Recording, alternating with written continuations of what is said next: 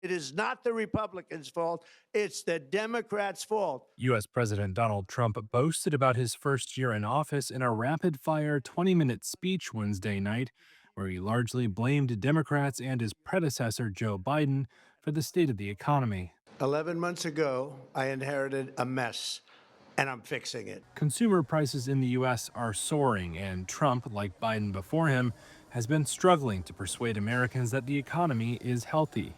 That's as his Republican Party faces what's likely to be a tough midterm election next year. Democrats have been highlighting affordability concerns and differences in healthcare policy to try and retake power.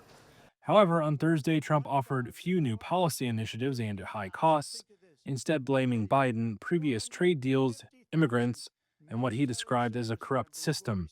And the president, who regularly complains he does not get credit for his accomplishments, lauded his administration's work so far on reducing border crossings and cited statistics of price drops of some goods like eggs.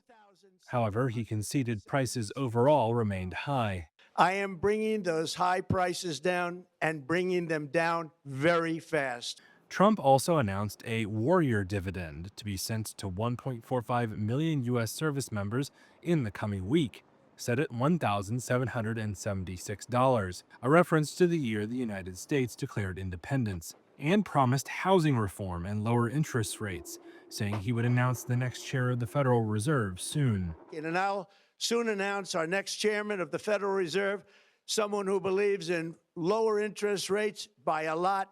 In the new year, I will announce some of the most aggressive housing reform plans in American history. A Reuters Ipsos poll out Tuesday showed just 33% of U.S. adults approve of how Trump has handled the economy. Presidential approval can be a key bellwether for electoral prospects, and high inflation during Democratic President Joe Biden's 4 years in office helped Trump beat former Vice President Kamala Harris in last year's election. However, Trump's tariff policies this year have created uncertainty and lifted prices in an economy that has now been overseen by his administration for nearly a year.